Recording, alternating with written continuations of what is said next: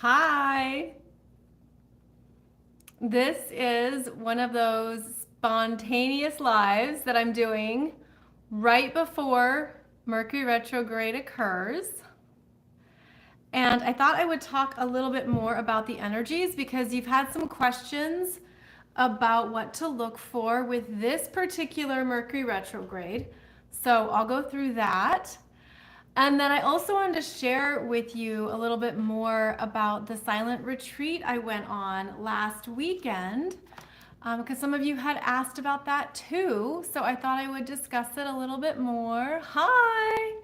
Hey, Iggy, Tina. Hi. Yeah, I'm doing a very spontaneous live. And I meant to do it earlier today. Didn't happen. Too much to do. Too much in front of me. Hi guys. Trevor, Raina, Allie, Leah. Hi Leah. So I was just gonna do a quick one about the Mercury retrograde. But I also wanted to share a little bit about the silent retreat that I did last weekend. And I do have to do a disclaimer. This is not an advertisement. I'm not pitching or selling anything to you. I'm just sharing an experience I had that was really beautiful.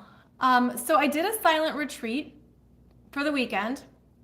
It was only 3 days. So it was not a the 10-day Buddhist one. Vipassana. It's not that. This was up at Kripalu in Western Massachusetts. And I had to tell you because yes, I do know how to shut up. I do know how to shut up. I know I'm always talking when you connect with me. But it was so fantastic. And so it was a different style, I guess, of silent retreat because it wasn't a Buddhist one. It wasn't a Zen one. It was more about silence, stillness, and different types of meditation. And there was a lovely program leader. Her name was Jess. She was awesome. And we did some kind of journaling at times, but we also did different types of meditation. So sitting, standing, walking, and it was just beautiful because think about like how active and busy our lives are.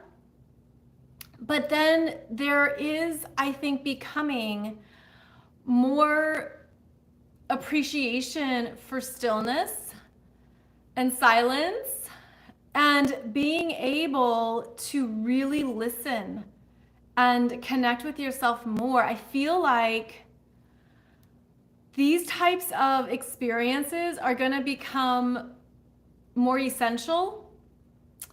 Not that you have to go anywhere to do it, right? You can just sit in your living room or do your own practice of stillness and silence for, meditation or whatever it is for you.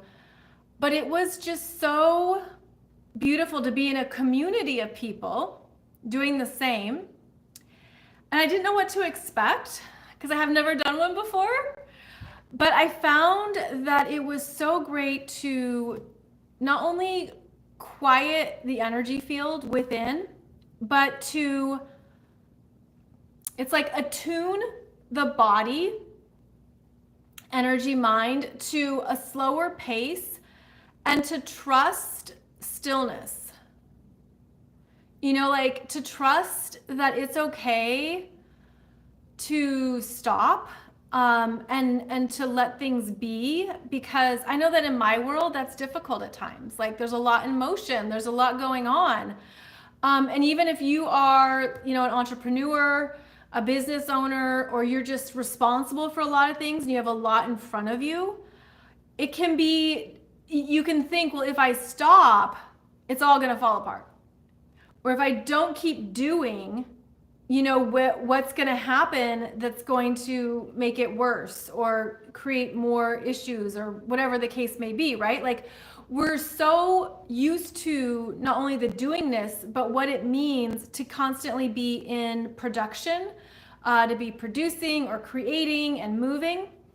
So I felt like this was a really good, I thought of it as an experiment, as well, what is it like to trust stillness and to allow that to be something to visit and develop more often, while trusting the universe more, right? Trusting that when you stop and when you enter into a stillness, it's not only good for you, but it allows you to trust that the universe isn't going to, drop the ball, or you're not going to miss what's important. So I felt like that was really important to give myself that break. It was my first time up at Kripalu.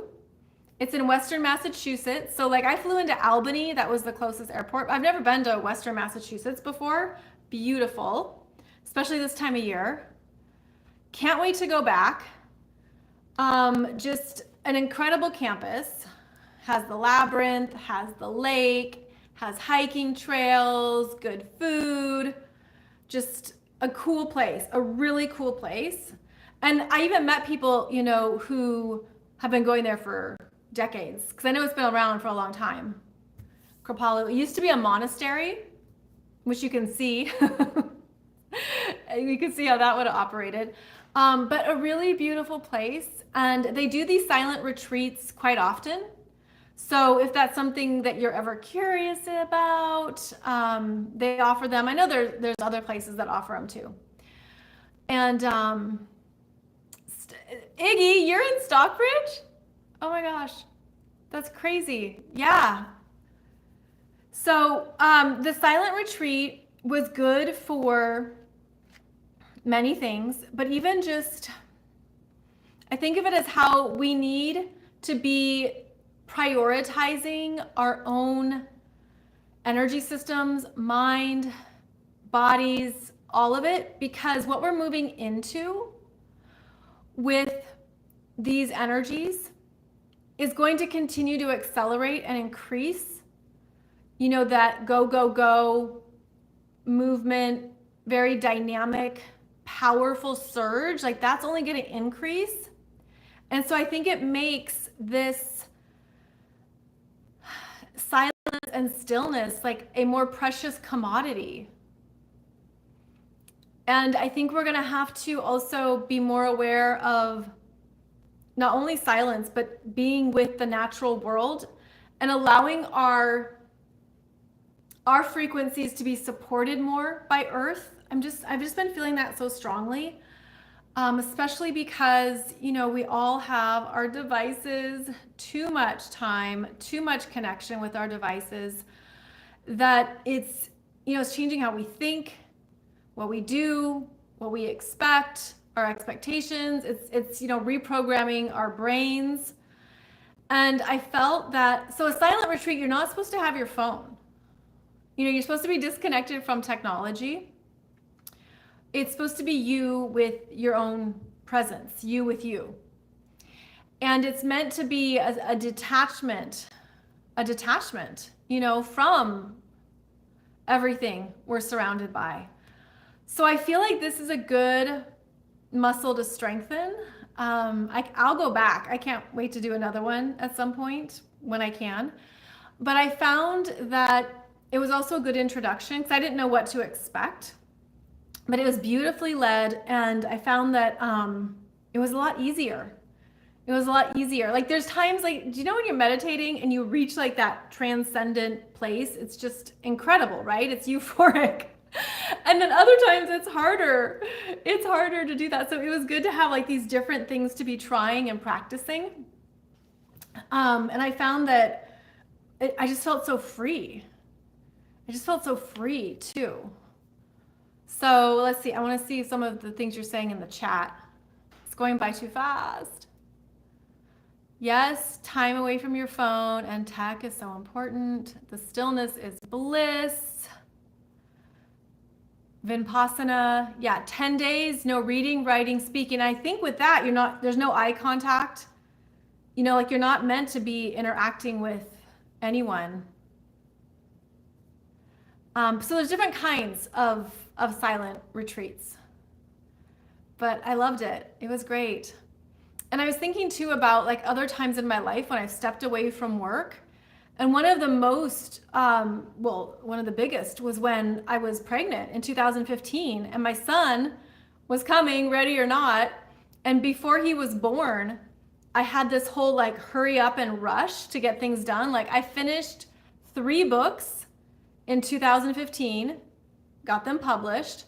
I was doing all these things in order to keep parts of my business going because I didn't want to lose. I was afraid of losing momentum. I was afraid of what would come crashing down. My ex-husband and I, we had in our house, we had a separate room that we would film like my videos and stuff. So I was filming videos. I was like, 8 months pregnant, 9 months pregnant.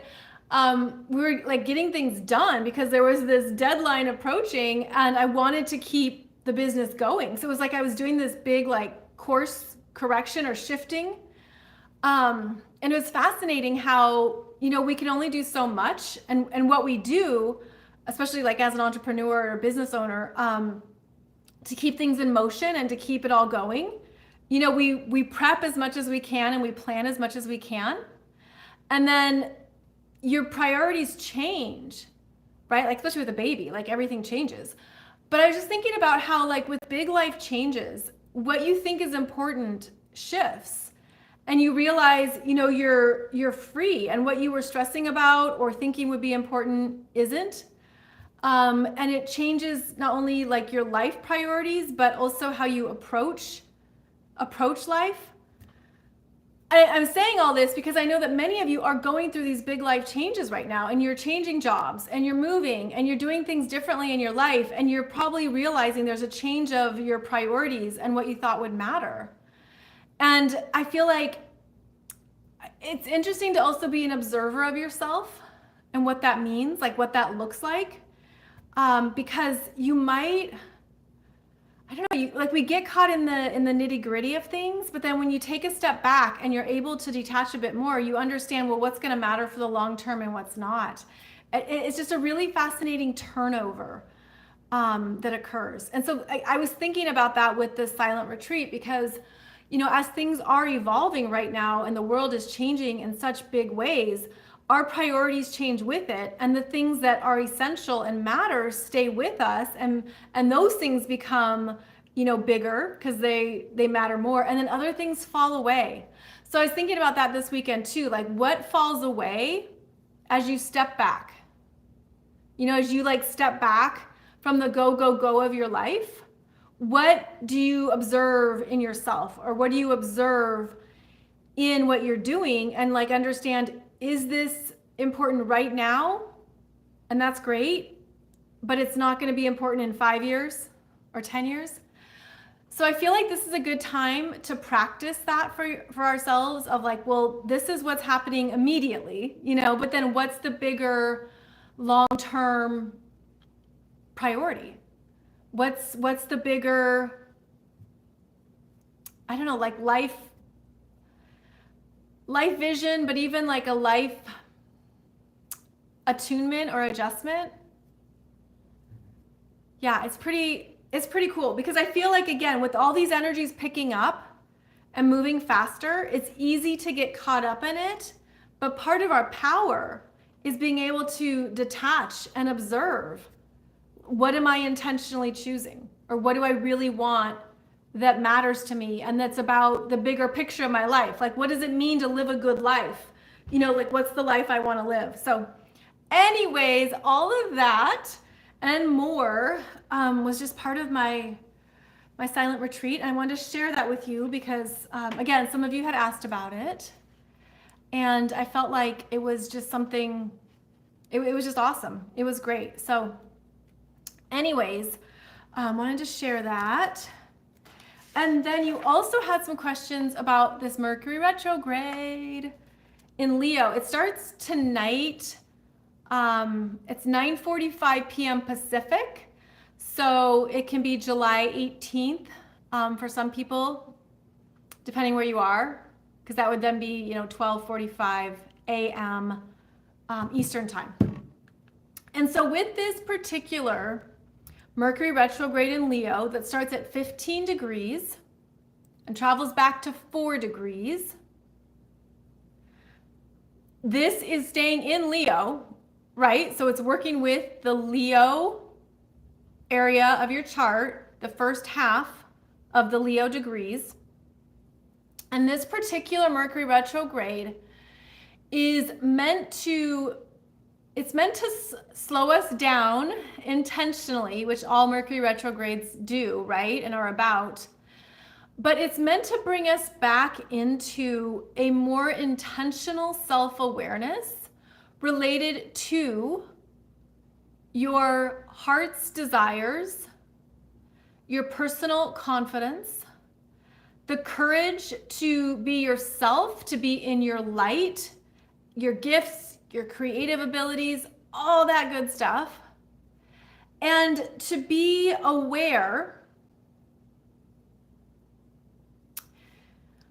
of any personal blocks,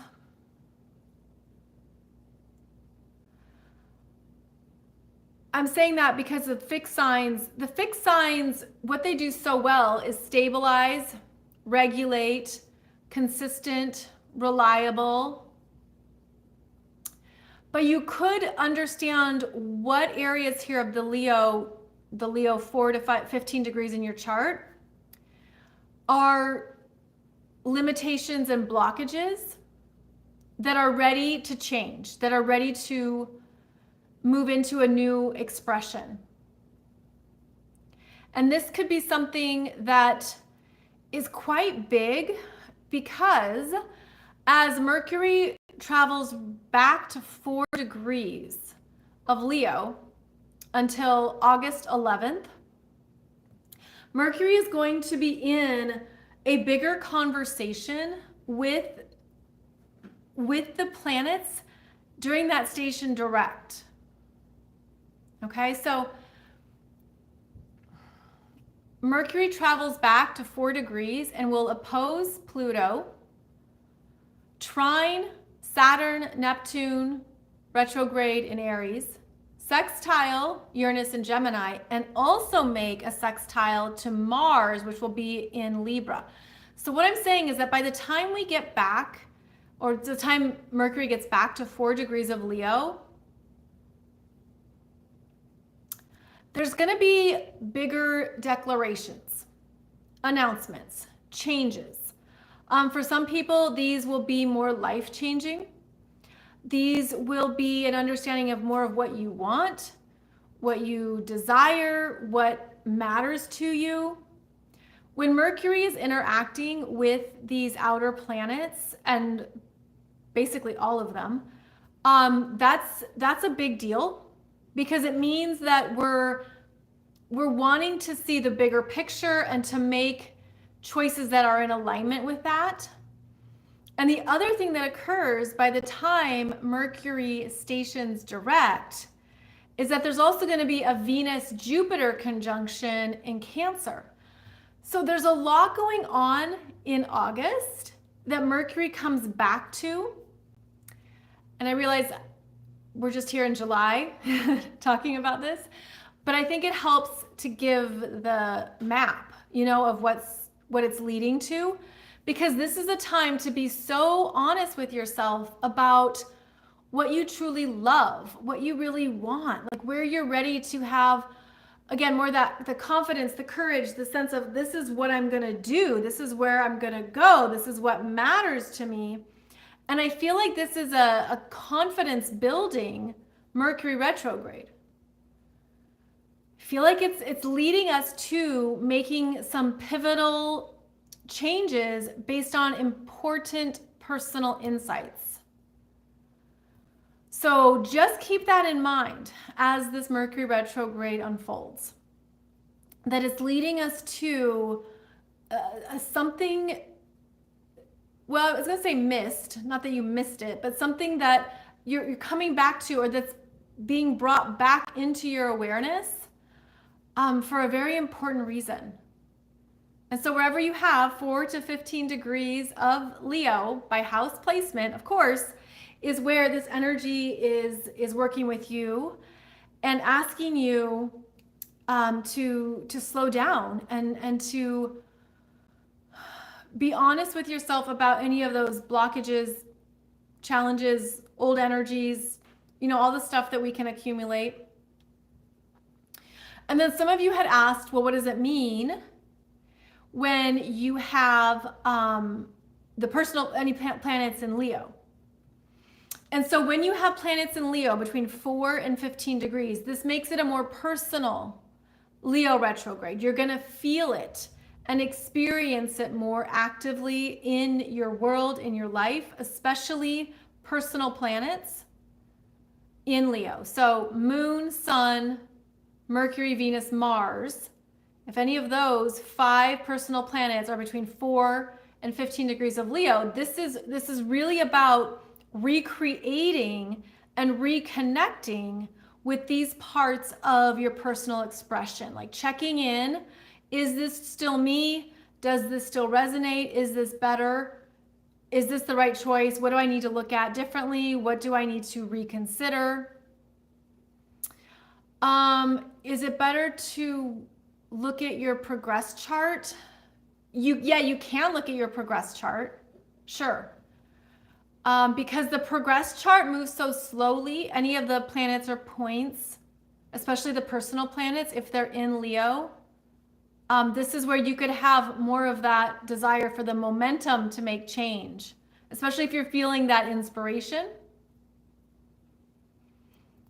Because it's a fixed sign though, the Leo energy and the fixed signs, they don't budge. There's resistance until there's something that you say yes to, or even until it's like an external event or outside circumstance that requires a change. So just know that the fixed signs can have a pushback or, again, that resistance until you're all in, or until something changes and you're like, I'm a yes, this is true for me, this is what I want. And then there's like that full commitment or full desire. So that's how the fixed signs work. And that's why with these retrogrades, or a Mercury retrograde, an idea you've been resisting might start to gain more light or more understanding. You could also find that you're contemplating and sitting with something more intentionally during this particular Mercury retrograde. If you have any other planets in Leo, so Jupiter, Saturn, Chiron, this retrograde working with those particular planets tends to bring up more life changes that are at a bigger scale, right? So Jupiter in Leo wants to be seen, wants to create, wants to do something that brings about, recognition and confidence. And there could be something here with Mercury retrograde over Jupiter that is showing you, part of your inner child or playfulness or a hobby or something you enjoy doing that you haven't done for a while, that you want to recommit to or try again. Leo is the energy of sports competition, like doing something that you're passionate about, but feeling that fiery drive, to be the best or to compete. It's also, color expression, doing something very vibrant. All of those parts of ourselves are meant to be thoughtfully considered and to be more intentional. So why am I doing this? Why am I choosing this? Is this what I want to do still? Is this what is in alignment with my creative self? Where there could be a sense too of like where you're considering taking a risk. That's part of the courage and confidence of Leo. The risk to be more of yourself. Like that's a powerful one. That's a big one. And I think during this Mercury retrograde, people could have a sense of, yeah, I'm going to choose something or do something that's really me, that's really in alignment with what I've been learning about myself and who I am now. This could be like the energy of, well, I'm going to tell people, this is my passion, or that I'm really into astrology and they're going to think I'm weird, but I don't care because it's who I am. So there's meant to be a confidence building that comes with Leo development. And this Mercury retrograde could bring your attention to that. Some of you could have, let's see, Pluto in Leo.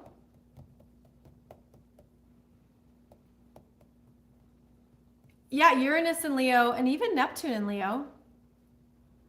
And so that's working with generations who have, so millions of people who have any of those outer planets in Leo.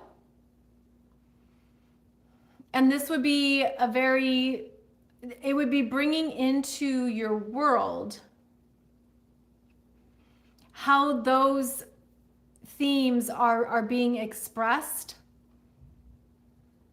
I'm just thinking about the Pluto and Leo generation and how quickly the world is changing and becoming more automated. And to not lose your confidence with all the new devices and gadgets that Mercury represents. So there could be something to relearn as well as return to. Let's see, South Node in Leo. The nodes in Leo. So the South Node in Leo is what you came in with that you're naturally comfortable with, you're good at, it feels natural to you. And so there would have been things that you have always felt, this is who I am, this is what I enjoy, this is something that, I'm here and I want to experience it. But your North Node is in Aquarius, right? So the South Node in Leo is what's for you, what's mine. And the North Node in Aquarius is what I do for others and how I share and contribute in a bigger way. Just in general terms, right? Just general terms. So the South Node in Leo, the Mercury retrograde there is asking you to be aware of what you are letting go of that is no longer lighting you up. It's no longer inspiring. It's no longer, something you want to invest in or put energy towards. You could find yourself just not interested in some things. Mercury retrograde across that South Node. It also can make you more conscious and aware of how that South Node in Leo has performed or shown up. And so there could be things that you're realizing, I'm actually feeling now more of a commitment to let go of the South Node in Leo and move into more of the North Node in Aquarius expressions. So how do I take my gifts, or how do I, take my confidence in who I am and contribute them in a new way in the world? And the Leo Aquarius axis is interesting because Leo is the fire sign of doing, moving, getting things done. There's a lot of that inspired action. And then Aquarius is the air sign of relations, talking, conversations, being more objective, seeing the bigger picture. So that's always the dance between the opposite signs in the zodiac, is that they actually work together. The elements are harmonious, but it's looking at, well, what do I need to add more of and reduce as well. And then the flip. Okay, so then if you have your North Node in Leo and your South Node in Aquarius, so the South Node in Aquarius is arriving with a bigger vision for one's life, probably a lot of people, friendships, relationships, a sense of this is what we do together, feeling maybe obligated to people, That South Node in Aquarius could feel like, well, this is what people expect of me, or this is what I need to do. We're in it together. It's that collective energy of Aquarius. But in Aquarius, there's also the recognition of who you are as an individual, and that it's your individual gifts that contribute to the collective. And so that North Node in Leo is where you're meant to follow your heart, follow yourself, follow the courage of doing something on your own.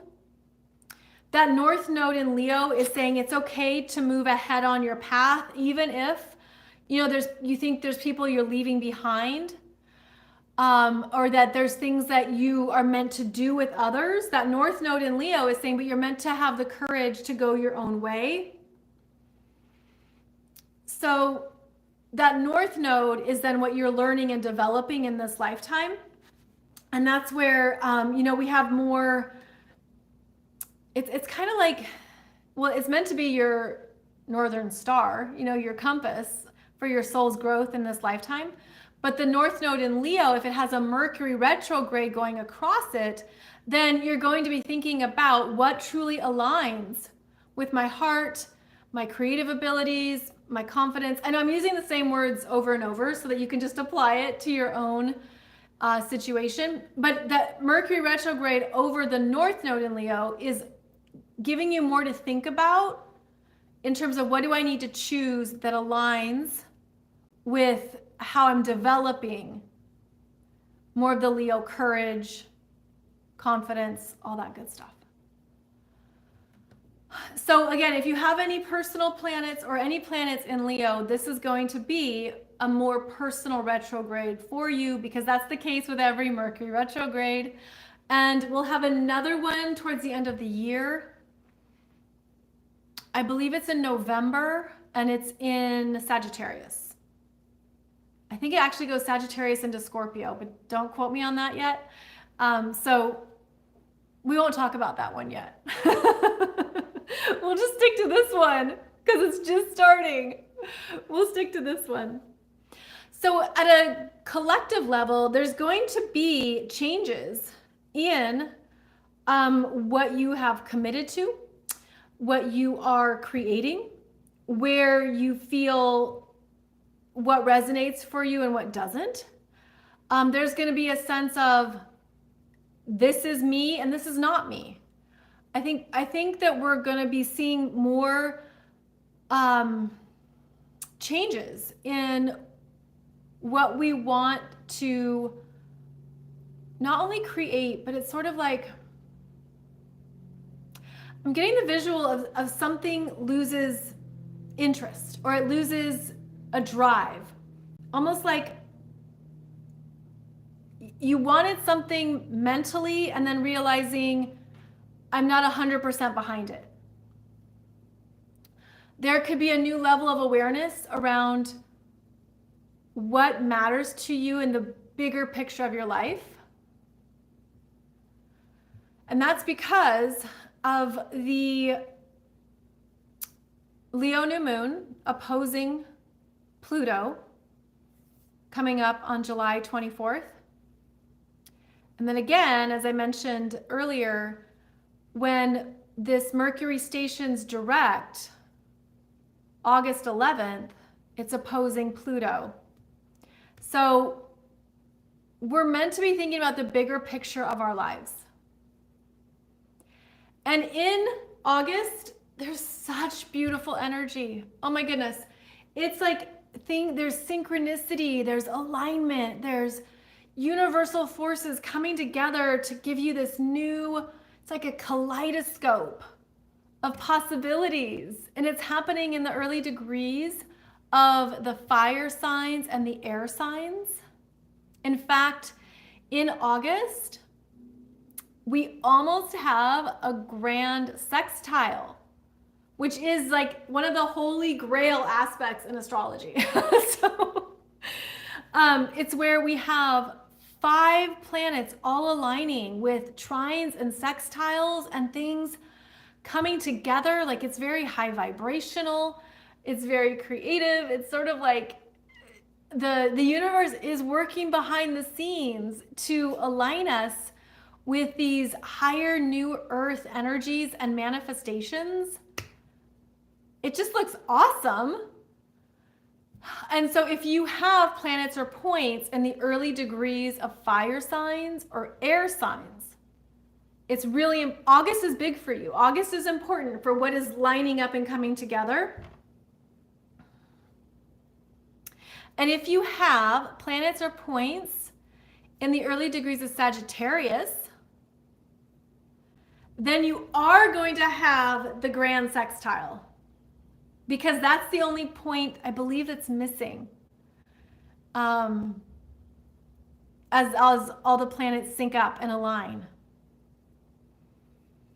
So even though we start August with retrogrades, it's because of the retrogrades that we have these beautiful synchronicities aligning. And it's because of it that we're going to see more developments come through. And I feel too like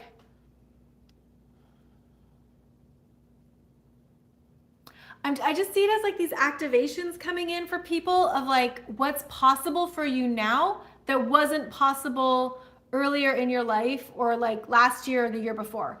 It's sort of like if you felt delays, if you felt like, is something transpiring? It's something about August that's pivotal collectively. It's very special. And the good thing is that the energies are going to continue. Okay, so know that it's the starting point for what's going to continue.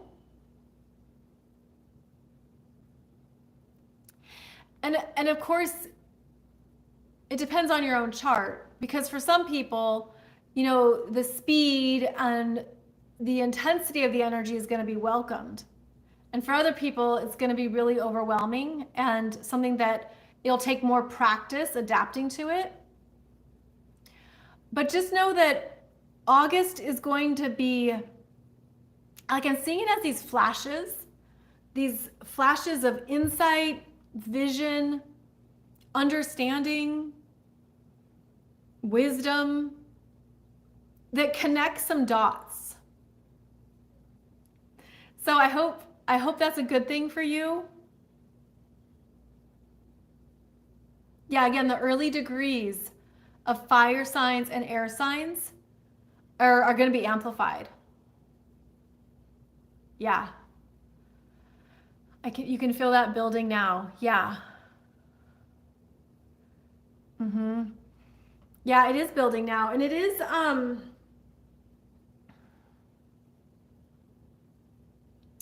going to say it's part of the introduction into the next experience of our planet. It's going to move us into the new realities,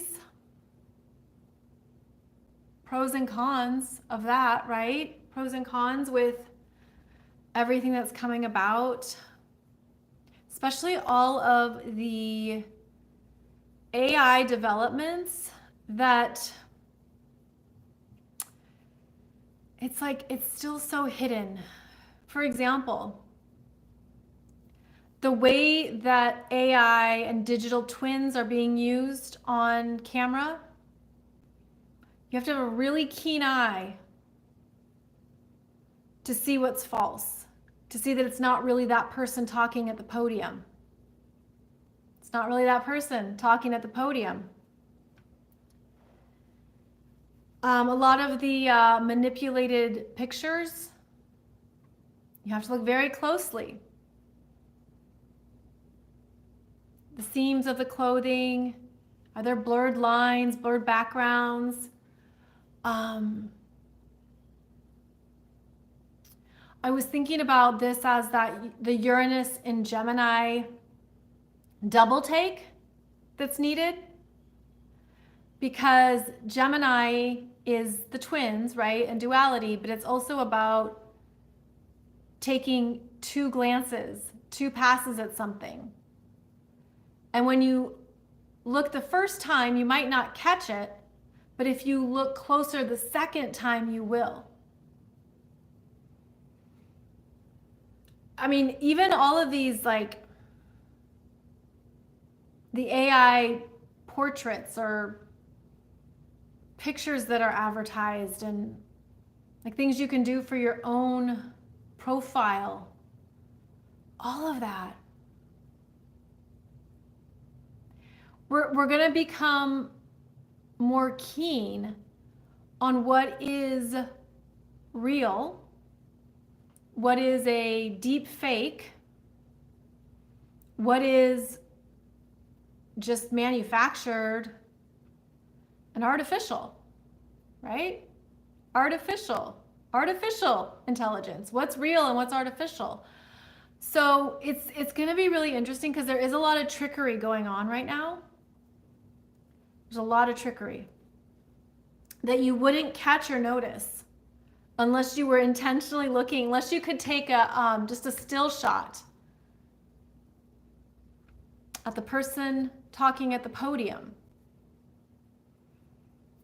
Is that really them? It looks like it, but that's how we can be so easily fooled, is because we think that what we see is real, and this is a time to be questioning that.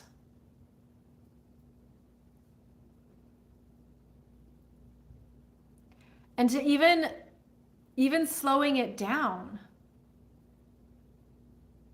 You can literally chat with ChatGPT on a video so it can see and comment on your background, and as you are talking to it, it's like you are FaceTiming with it.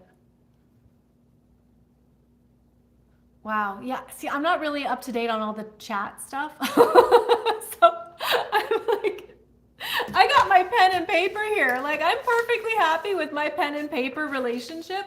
So I don't know all these technologies. I think it's wild. I know I'm going to be a dinosaur pretty soon because I'm behind.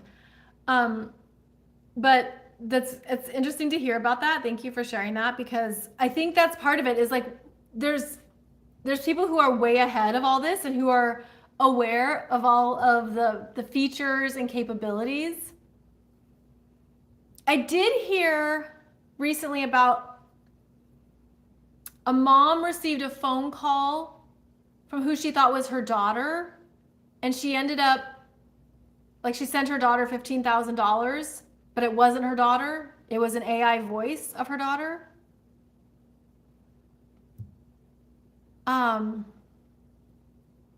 Things like that. Isn't that wild? So yeah, lots of trickery, lots of visual deception,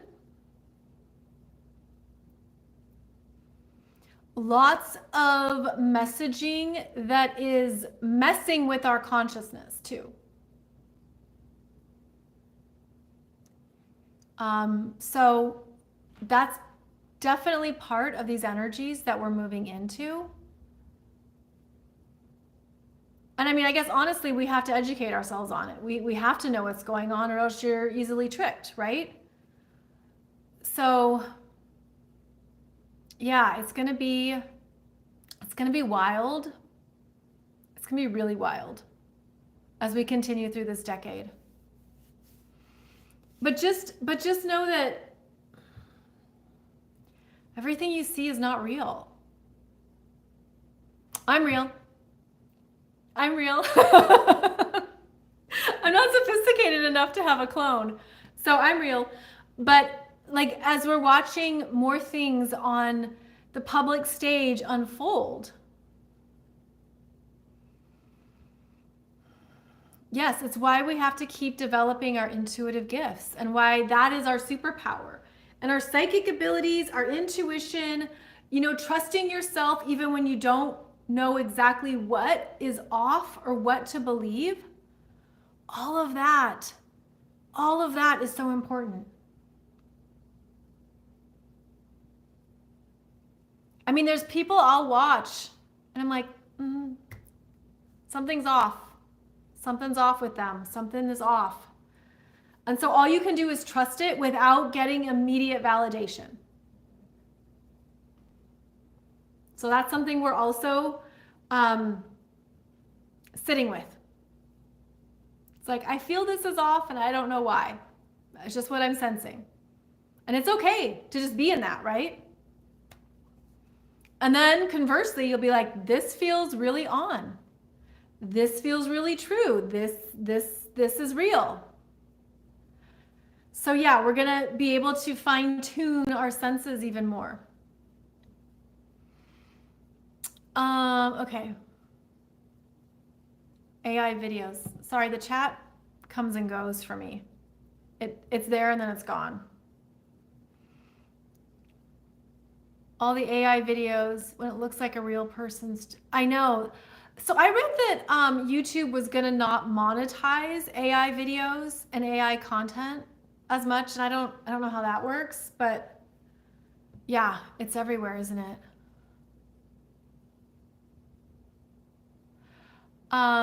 What is considered the early degrees of a sign?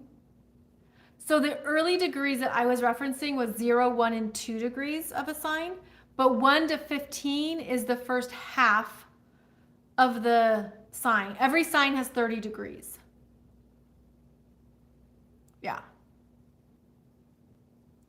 So I just wanted to touch on the Mercury retrograde. And then I have to get going because I have more stuff to do tonight. No rest for the weary. But I'll have some videos. I'll have a video for you tomorrow, Friday. And yeah, we'll keep rolling. But thanks for joining me live. Thanks for being here for my last minute. My last minute hello. Glad I caught some of you. And hope you have a good heads up on how Mercury retrograde in Leo will be working with you and for you. That's another way. Oh, wait. Molly's still talking. That's another thing, is that it works with you and for you. And the bigger potential here is to look at where you are wanting to rewrite an agreement with the universe. Right? Mercury retrograde. Rewrite, reconsider, reprioritize. So that could be something as well. It's like, I'm going to improve this. I'm going to make this better. I want this to be more in alignment with my heart, my sense of self, my desires, whatever it is. Okay? So, thank you. Thank you for being here. So glad to catch you guys too. Thank you. I'll try and do another one. Probably won't be till August. Sometime in August. We'll see. We'll see. Anyways, thank you everybody. Talk to you later. Bye.